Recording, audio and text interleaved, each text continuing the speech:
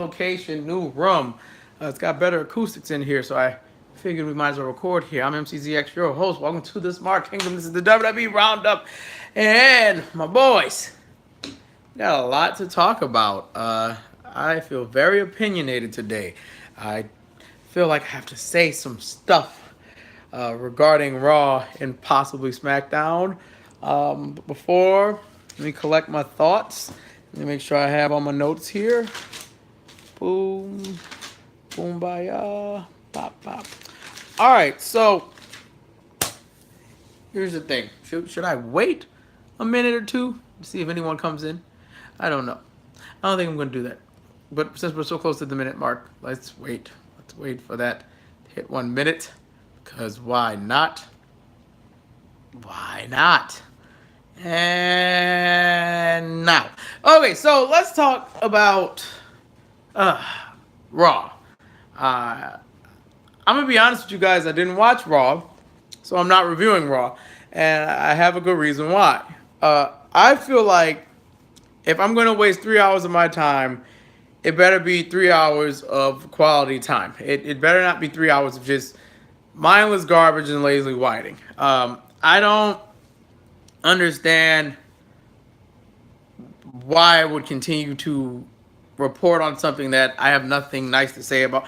I figure being quiet about Raw is better than talking about Raw because I don't want to give it any attention till it gets good, till it's worth the 3 hour watch, till they write coherent storylines, till they write, the characters in the proper way and build up the right people. Right now, it seems like you're just spitballing it. And I don't see why I should waste my time doing that.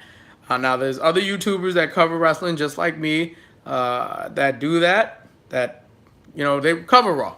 And more power to them. But I don't want to just do reviews where I'm just angry all the time and yelling at the camera and just cursing 24/7 because this show sucks. Because I'm as passionate as anyone who loves this product. I've been watching wrestling for like 20 plus years. I want to say 20 plus years. And I'm not saying I'm an expert, but I know I'm very passionate about this. And when things are bad, I'm not going to acknowledge it and be like, oh, they did their best. No, no, no, no, no, no, no. They can do better. I'm just a guy from the South who covers this, like many others on YouTube. But moving forward, we're not covering Raw. I'm sorry. I'm not going to talk about Raw. I don't want to give it any attention till they get that title situation together because they need to fix it. It's not fair to the consumer, aka me and the rest of you, to have to sit through 3 hours of a show that isn't even worth 3 hours. It's at best maybe worth 30 minutes because there's only one match that I heard was good, and that was McIntyre and Rollins. And why was it good? Because TJ Wilson freaking produced that match, aka Tyson Kidd. It's like, what is the point? So, instead of talking about Raw, because I'm not talking about this anymore, until it gets better, till the storylines get more coherent, till the storylines start to make sense, till you get that belt off of Lesnar so we can actually move forward instead of repeating the same old song and dance we did when he was the champion last time.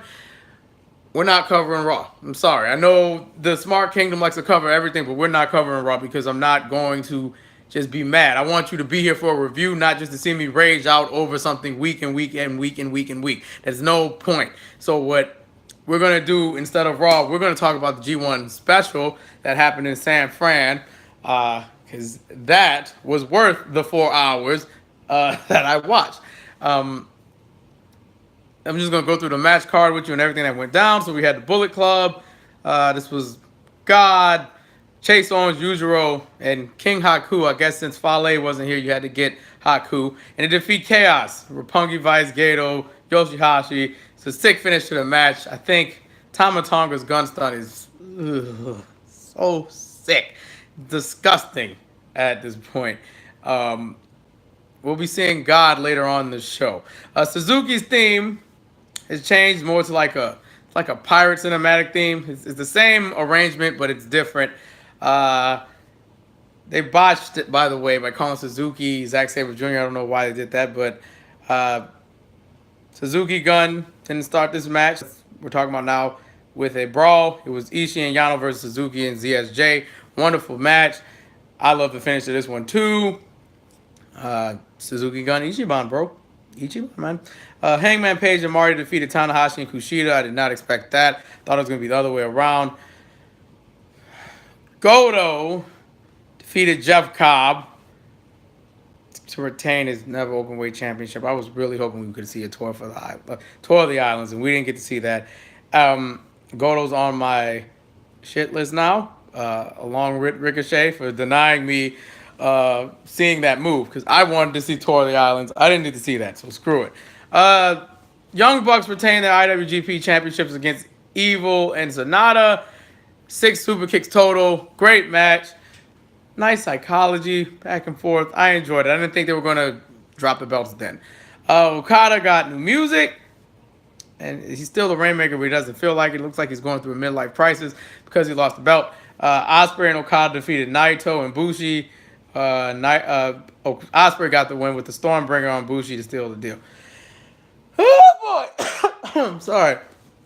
So, next up was Hiromu versus Dragon Lee. And the entire time this match was going on, my anxiety was bad because I didn't see the match at first.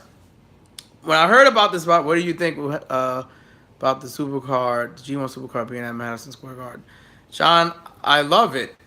It's freaking awesome. It's about time Ring of Honor and New Japan get the recognition that they deserve. And I hope that MSG show sells out. That's really all I got to say about it. As for Dragon Lee and Hiromu, I saw what happened to Hiromu when I was at work. I want to say it was last Sunday, and that spot was disgusting. They've done that spot 1,000 times before, but when Hiromu's head hit the thing, I was like, oh my God, this is bad. So when the match came, my anxiety was really high. I just saw that, and they looked like they were trying to kill each other from the start of the match. So I'm like, this is going to be bad because, and once the bump happened, I'm like, this has to end because Hiromu can barely stand up. His arm looks limp, but Hiromu keeps going. And I'm like, how is this possible? How is this possible? He wins with the time bomb after that. Hits sick bump. Hiromu retains and defeats Dragon Lee, but at what cost? They say he's fine. They say he's conscious and he can move his limbs, so he's not paralyzed. But at the same time, makes me wonder, is Hiromu ever going to be the same ever again? No idea. Jay White versus Juice Robinson was cool. Jay White suplexed Robinson into the announce table. He hit JR. Injured JR. JR broke a rib. And Josh Barnett tried to kill Jay White. And everyone was pissed. So was I. However, Jay White got his comeuppance. Juice Robinson defeated Jay White to become the very first American-born person to win the IWGP U.S. Championship. Kenny Omega retained against Cody. And then the Firing Squad took out the entire Bullet Club. And the Firing Squad is Tama Tonga and King Haku. 3 men beat the entire Bullet Club. And everyone made up afterwards. I have a reaction for that. I might upload it once I edit it. Because what I was originally going to do was talk about this in a separate video. But I'd rather talk about this now before I forget about it. But I may upload that video coming... Let's shoot for Saturday, just so you can see my reaction to that. But enough with the G1 stuff and the New Japan stuff.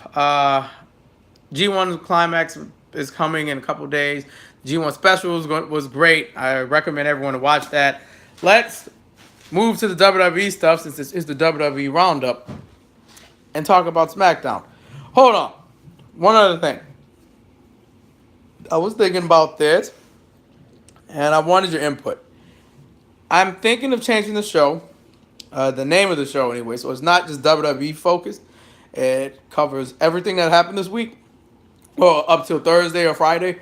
Um, and I wanted your input on what should we call it, since you're just as a part of this kingdom as I am. So if you have any ideas of what we should call the show, leave it in the comment section below, and I'll be getting back to you, I guess. So SmackDown Live, I watched this today, the Hulu edition. Before I get to the show, I feel like this was lazy. Like, a lot of the show was boring. It didn't keep my attention. And I'm expecting go home shows to be like an all out reason for you to watch this pay per view. And I'm not getting that with either show. Um, just felt lazy. Miz TV opened the show. Team Hell No, the Gas, Miz and Brian teased, a match with each other. Kane says NSYNC's never going to reunite because JT's too big. This is just, it's almost as bad as Corbin singing Twinkle Twinkle Little Star to Finn Balor. Just what are you doing? Who's writing this? Miz called Kane nostalgia act. He's about to get chokeslammed, and the Bludgeon Brothers come out, and Sanity also attacked Team Hell No. The New Day makes the save, but they fail. 10-man tag later on tonight. This is a lot of tag matches tonight, guys. So AJ versus Nakamura is announced. This is the 6th match. I'm disgusted by it because, why are we having 6 matches? To me, you shouldn't just throw this match on a SmackDown and be like, oh, it's all good. Put it there. How about no? How about we actually, I don't know, make Nakamura face anyone else but AJ Styles? But remember what I said, tag matches. Tag matches are coming. So many tag matches. So AJ and Nak ends in no DQ because Rusev attacks AJ. And Rusev's commentary was great, by the way. But then Jeff Hardy comes down to make a save because Rusev and Nakamura are about to beat the hell out of AJ Styles. And this turns into a tag match because Paige is unconventional. And Paige likes to make tag matches. She's just like Teddy Long in a sense. So that happens. Rusev and Nakamura defeat Jeff and AJ. Rusev wins with a monster kick. The heels stand tall. I'm all for it. Ellsworth versus Asuka. You see the light titty up there? That was more entertaining than that match. It was god awful. I hated it. It was 3 minutes. Ellsworth just ran around like a chicken with his head cut off till Asuka caught him, put him in the Asuka lock, game over. Then Mella did what we all thought she would do because she doesn't wrestle. Obviously, she's not the best wrestler on the show because Charlotte and Asuka are, and so is Naomi. But like, why give them the belt? Let's give it to someone who doesn't, wrestle as good as whatever. And she takes out Asuka, and that's the end of that. And I'm just like, okay, all right, stop disrespecting intergender wrestling, please. Like, we can do better than this. Awful. We cut to a backstage promo. New Day and Team Hell No trying to figure out a plan. The only thing I found funny here was when Daniel said, you think we're going to summon Satan and he'll open up a portal? And Kane's like, technically it's a gateway. And I laughed at that. And then Kane quoted NSYNC's This I Promise You. And I was like, oh, this isn't for me. Raw and SmackDown isn't for me. It's for kids. Kids don't know what NSYNC is nowadays. It's not for me. It's for elders, and it's for children. Because clearly that's what this show's being written for. Not for me, and not for you. It's being written for them. Oh my God. It's funny, but I almost had a mental breakdown today when I heard him say that. I'm like, why? Twinkle, twinkle, little star, now NSYNC. Cool. Oh, and Daniel got called the goat face killer. I love it. So, the best match on the show, which the crowd completely disrespected, was Almas versus Sin Cara. There was no crowd pop for Almas. Shame. Shame on this crowd. Shame on you guys. Shame on you guys. And I don't like the fact we finished a feud 2 months later. Yeah, it's 2 months later. This thing happened in May. The confrontation happened in May, June. 2 months later, July, we're going to actually have the match. I thought this happened already. So I'm like, why are we still talking about it? Just, why? Almost defeated Sin Cara with the double knees, but Sin Cara was awesome as hell in this match. Y'all like, bro, when you give him the chance to showcase himself, he can wrestle. And when you don't do that, he's sitting in catering all day. Of course he's going to get mad. Of course he's going to be like, oh, well, I'm not getting opportunities. I see why a lot of people back there would just like the opportunity to wrestle.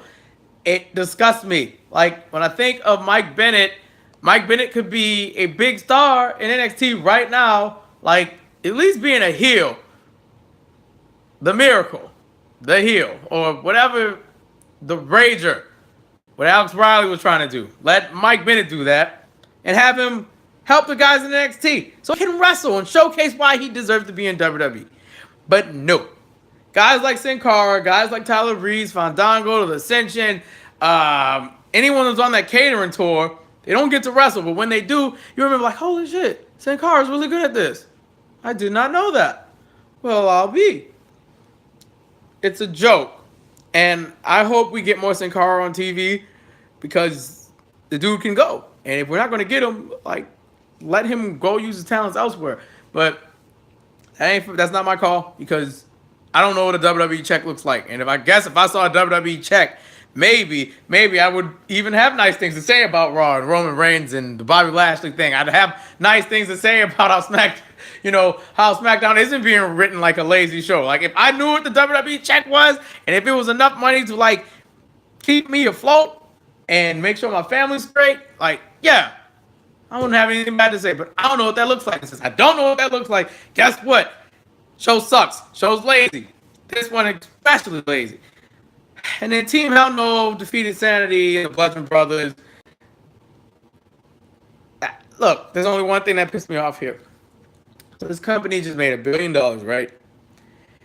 If we can't have pyro every night, that's fine. Special occasions, cool. For home shows. Pyro should be a necessity. But no. So chant, and then Daniel kept trying to do the Kane pyro thing. Does it twice, we have pyro. What? Just all the time. If you can afford it once, so you start, or whatever the hell he's running for. But the character's a demon from hell. Make him act like such. There should be fire when he comes out. Spend the money. You made $1 billion. What is there to lose? SmackDown, go just get better, please, because you're very close to getting snipped and cut out of this, and we'll just cover whatever else happened in wrestling instead of SmackDown, because guys are getting close. I hope after Extreme Rules, which I don't even think I'm gonna do predictions for, to be honest with you guys, because why? I don't want to watch Extreme Rules. I'm probably going to watch it and it'll be in the background. I don't think I'm even going to review it because I don't want to sit through Backlash again because it feels like Backlash. And there's 11 matches. I don't see any Extreme Rules matches. I don't see any hardcore matches. There's a tables match I know of with Sanity and the New Day. But besides that, where is the hardcore stuff? This is called Extreme Rules. And right now, it looks like Extreme Pillow Fight. There's nothing violent or dangerous on this show.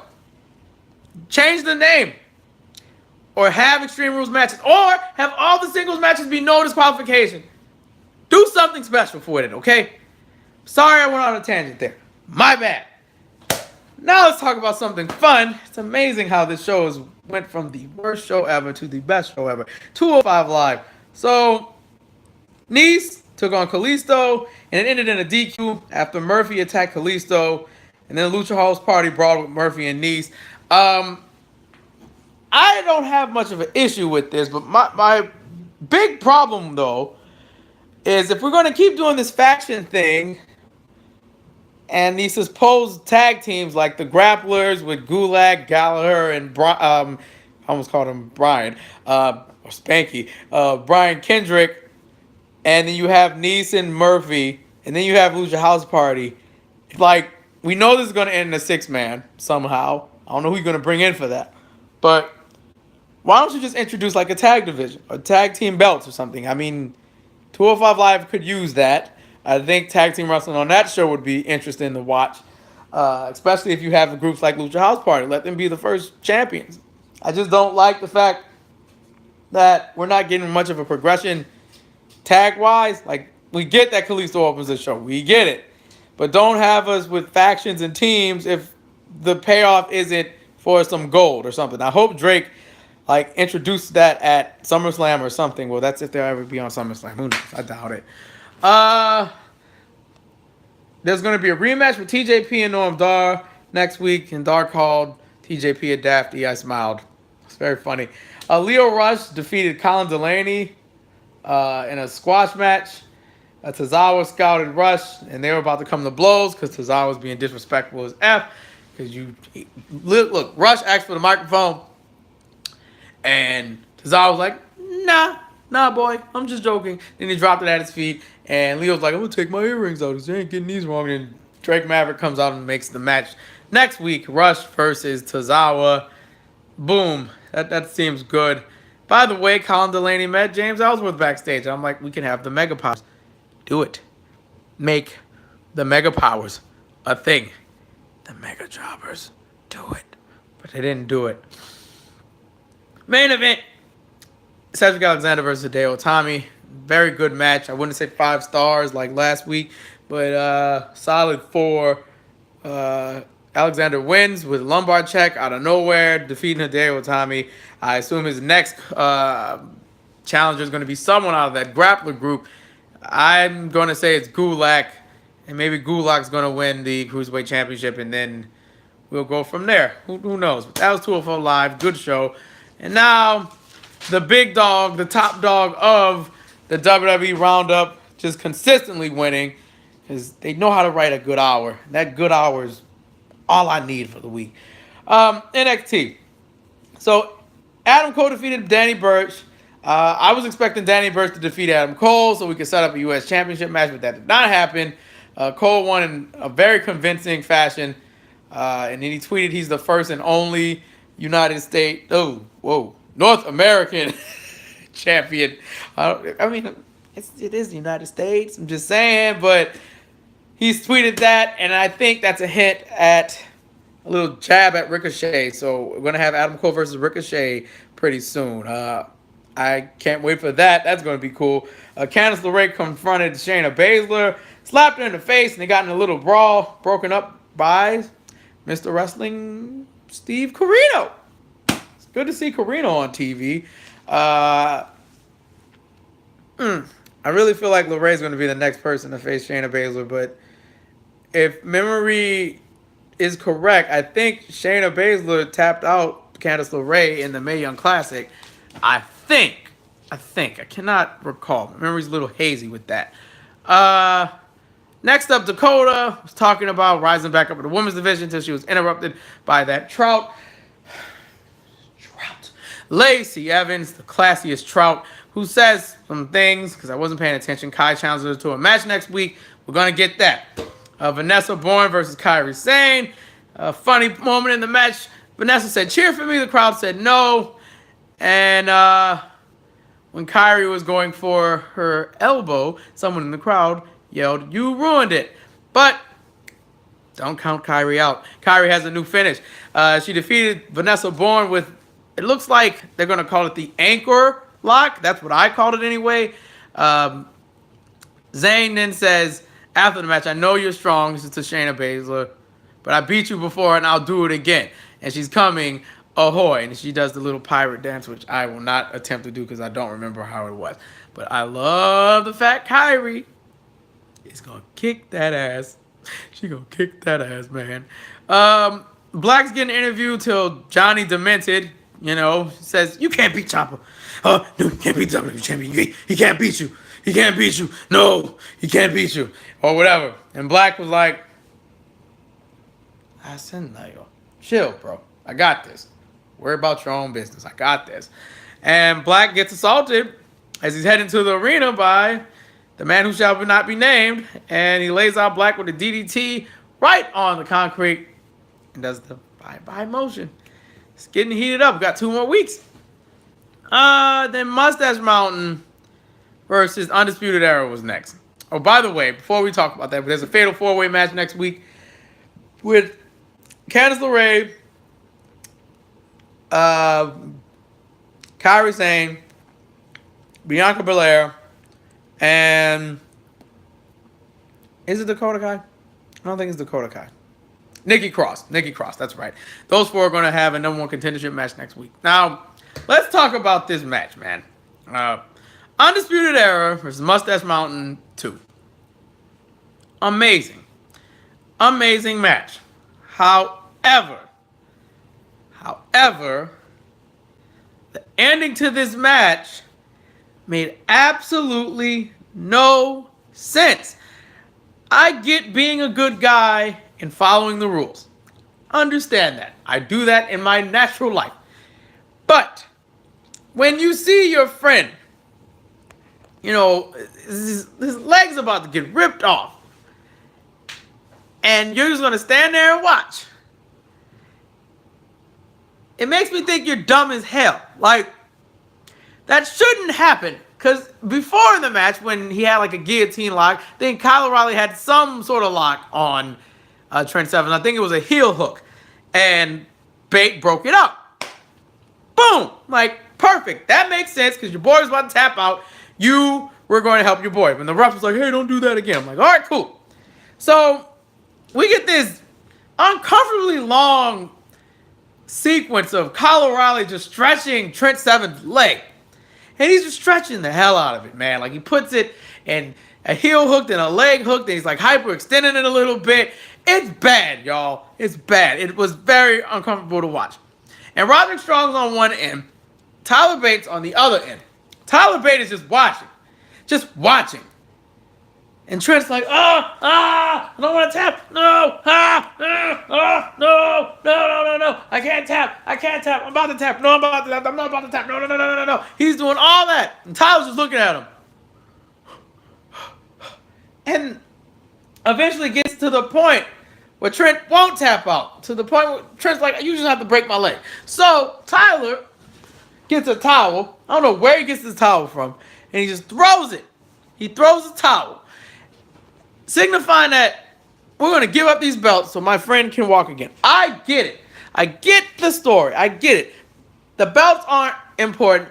Our friendship is more important than those belts. I get that. But if you broke up a hold once, why didn't you do it again? It would have made more sense if, I don't know, Roddy took out Tyler and Tyler's on the ground. Like, he had to end a heartache on Tyler. And Tyler's out and Roddy is just securing the perimeter. So Trent's going to have to tap out. And if he would have tapped out, then I would have been fine. But for him to be standing there and watching me like, oh, I'm tapping, bro. I'm about to tap. Can you come in and break it up? You did it once, do it again. He doesn't do it. It blew my mind. It blew my mind. I get the story, but the finish, no bueno on that finish. That finish was garbage. If this match doesn't make you a Trent Seven fan, I don't know what will. But yes, good match. Good match, terrible finish. Put that in that column. I don't understand that. I just don't get it. When Trent said, I'm sorry, it kind of broke my heart a little bit, but I'm like, what are you apologizing for? He should be the one saying sorry because he could have went in and broke up the hold. What's the ref going to do? Call off the match because, hey, this guy's trying to break my friend's leg, and I know I can do that. You can do it in the video games. You're going to do it back in the day. Why are we rewriting how wrestling, like tag team wrestling matches go? What's the point of that?